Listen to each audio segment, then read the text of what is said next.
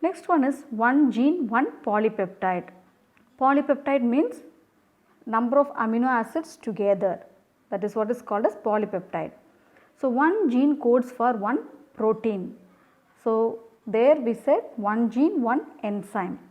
Enzymes are proteins. So, one gene codes for one protein. One gene, one enzyme modified to one gene, one polypeptide, since many proteins are made up of more than one polypeptide. So, many polypeptides, that is if you take a protein molecule, because genes codes for protein, actually we say that genes code for particular protein. In proteins, if you see, they have more than one polypeptides. Polypeptide chains will be seen. This one gene, one enzyme is modified into one gene, one polypeptide. Biosynthesis of amino acids. So, complex chemical reactions mediated by enzymes which, if mutated, shut down the pathway. That is what we told there. So, when there is any change in the gene, that particular pathway will be shut down. So, biosynthesis of amino acids, when there is any complex chemical reactions mediated by enzymes which, if mutated, it shut down the particular pathway. So, the particular production of the protein will be stopped. So, here in this diagram, from DNA to polypeptide. So, this is DNA. In this DNA, a particular gene helps in the production of a particular protein. So, gene. So, this gene, it is responsible for the production of this particular polypeptides. Polypeptides means that is each one is an amino acid. So, protein, the simpler form of protein is amino acids. So, we call these group of amino acids as polypeptides. These polypeptides, they change their structural form and they get condensed or converted into protein. So, one gene is responsible for one polypeptide. So, that is why one gene, one enzyme is modified into one gene, one polypeptide. For many years, there was a confusion about which is the genetic material, because there are DNAs, RNAs, proteins. So, there was a confusion among the scientists to determine the correct genetic material which is carrying the particular trait to the next generation. Wilhelm Hofmeister, he observed chromosomes in the year 1848. Later, Friedrich Mischer in 1869, he isolated nuclein, that is nucleic acid, but he gave the term as nuclein. This was renamed as nucleic acid by Altman in the year 1889. Now we call it as DNA. In 1920, chromosomes are made up of DNA and proteins. So, they found that chromosomes are made up of DNA and proteins in the year 1920. Then later, Griffith's experiment proved DNA is the genetic material. So, Griffith's experiment you have read in 11th standard, that bacterial transformation experiment. So, Griffith was the first person to give an idea about that DNA is the genetic material.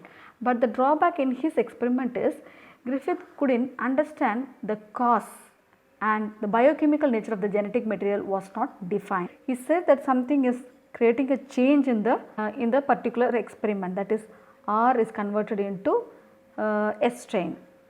So, but he couldn't understand what is the reason for that, and then he was not able to give the biochemical nature of the genetic material, that is he did not explain about what is that particular genetic material that was causing the change.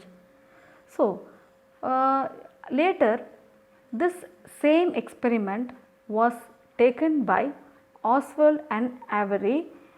They conducted this experiment to prove that DNA is the genetic material. So, here this is Griffith's experiment. So, rough strain, that is non-virulent, and smooth strain, that is virulent.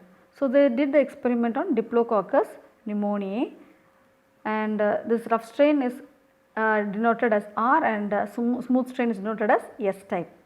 Now, this rough strain is injected into the mouse, and it was found that mouse was alive because it is non-virulent. Non-virulent means it is not harmful.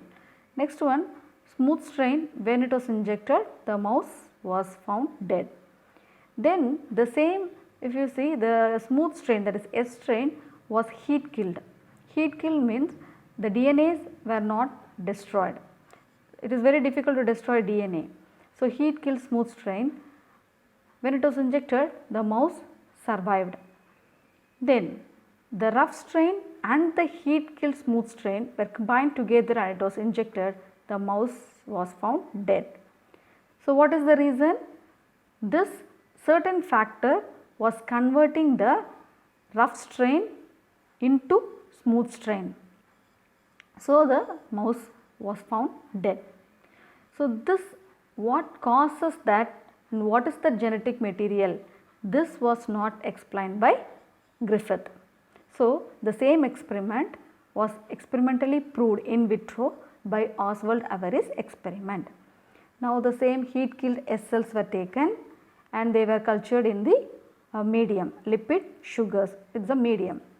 Now, what they did is they took the medium in 3 different test tubes and that is along with this S cells, that is S type or S strain was taken in these 3 test tubes. Now, to one of that he added proteinase, to other he added RNase and third one he added DNase. So, 3 different types of enzymes were added in these 3 different test tubes.